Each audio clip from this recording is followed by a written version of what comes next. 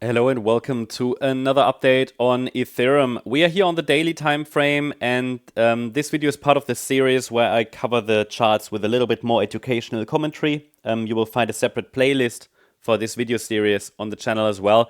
And the idea came actually from the community, as so many things on this channel, so many formats and our different channels, because we see it again and again that people misunderstand Elliott wave, misunderstand the structure. So we thought even though we have all the tutorials already, we thought we would integrate some more educational commentary in some selected videos.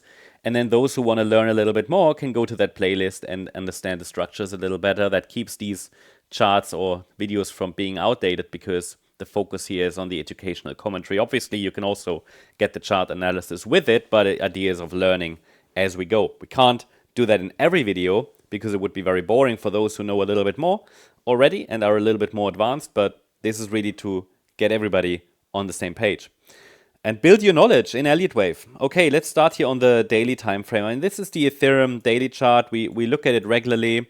See, we normally start a wave count on the larger time frame, and it's important to understand the context first.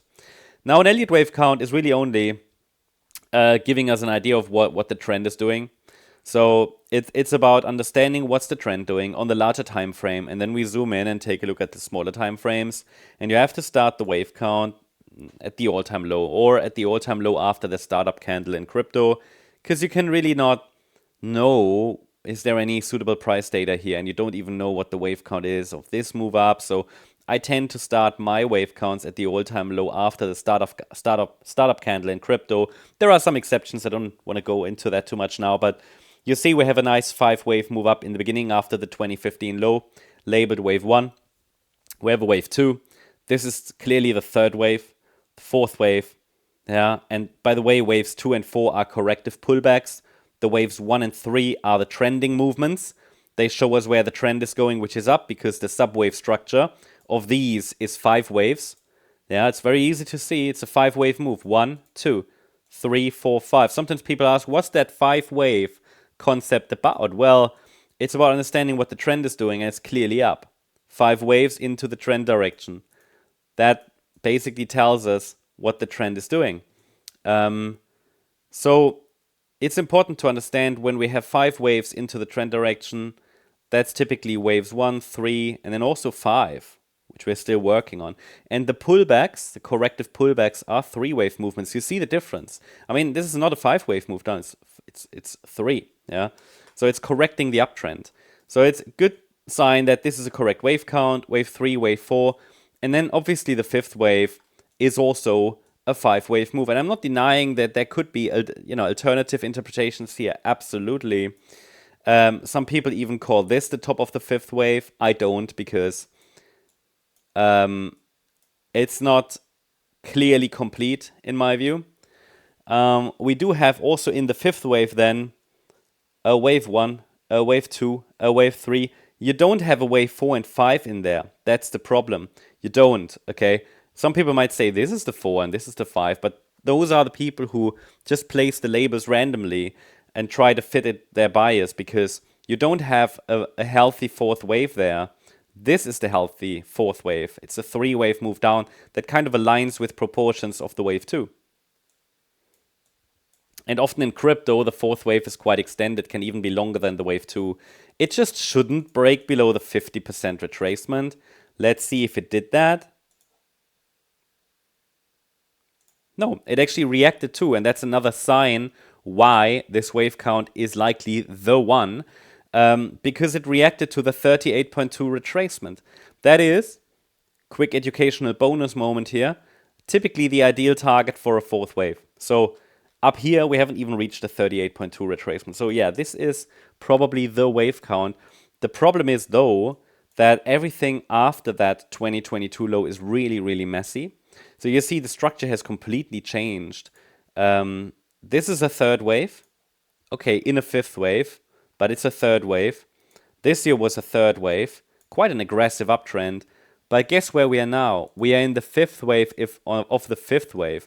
And this is typically where market sentiment starts to get slow. So it's not a massive surprise that the price in this cycle is really just messing around, just ranging a bit, going up a little bit, but slowly, overlapping price action, because a fifth wave of a fifth wave means we're quite at the end of a long-term rally, basically a 10-year long rally, which will be corrected in the next bear market. So do we get that one more high? It would be ideal. If this wave count is being followed, this should be wave 1, this should be wave 2, this should be wave 3, this should be wave 4, and we could get one more high. But bear in mind, based on that, we're now in the fifth wave of the fifth wave of the fifth wave. I mean, don't be surprised if this is a bumpy ride. It just shows you, and people often don't have that perspective. Elliott wave, one of the greatest advantages in Elliott wave is that you understand where you are in a cycle.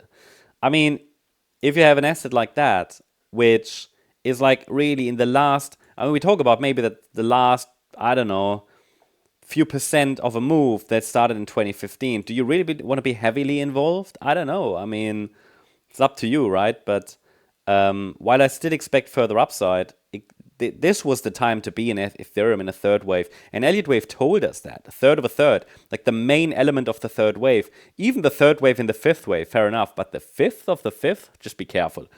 Even here, that was the main element. That was the third wave, the main third wave, yeah. And this is the third of a larger fifth. This is also the third, but of a smaller fifth wave. And here, we're now like in the last bit. So, and this would, because of the overlapping nature of the movements from the 2022 low, we're now dealing here with overlapping price action. And bear in mind, for a fourth wave internally, this is too deep, but it's valid. It's just technically valid. The idea is, because we're moving up in corrective structures here, that we are likely in a diagonal pattern. So we expect ABC structures to the upside now. That's a diagonal pattern. So while we're always looking for the 5-wave pattern, we do that as well in the fifth wave that started in 2022.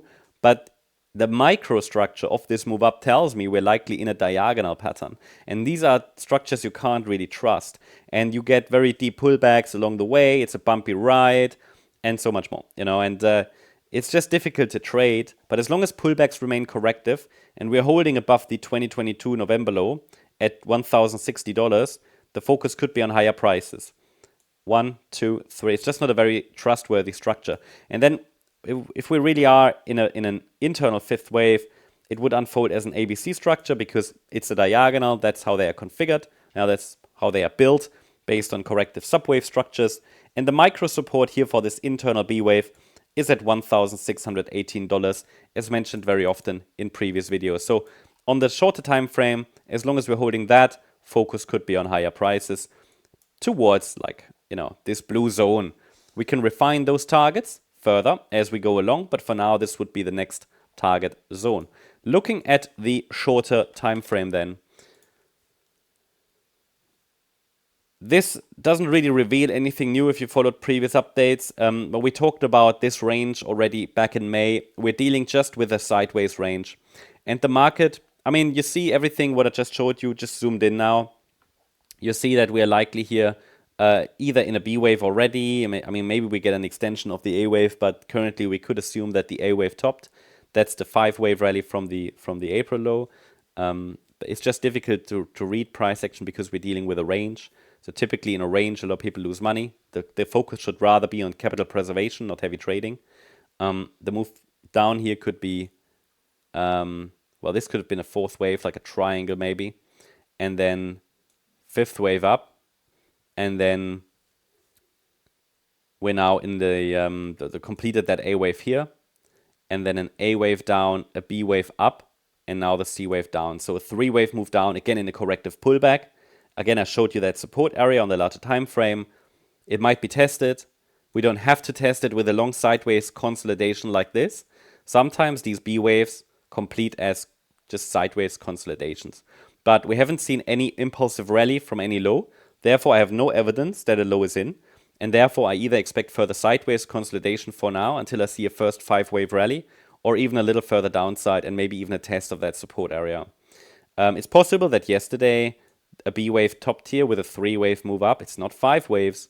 So that was the idea that this is a B wave. We talked about that in yesterday's video. At the moment, there's nothing that tells me that this is not the case. What could happen is a wider B wave, ABC. because we didn't even break above the recent high from Wednesday. So just be ready here that we could see some further consolidation or maybe even downside, because after a 3-wave move up, the C wave could now be playing out and send us low. But I'm not convinced yet because this range is so strong. It would really take a break below those previous lows to confirm here downside breakout, these lows. Below 2,320, 2,385, and 2,436. That's the update on Ethereum. I hope you liked the update. If you did, please hit the like button, leave a comment, and subscribe. And if you're interested in additional updates, make sure to check out our X account. Follow us on X as well. We're building a community here as well. You'll get additional updates. You can answer, you can ask questions, you can post your own charts, things like that. There's some fun stuff here, mindset stuff, news articles, and much more. Thanks so much. Bye-bye.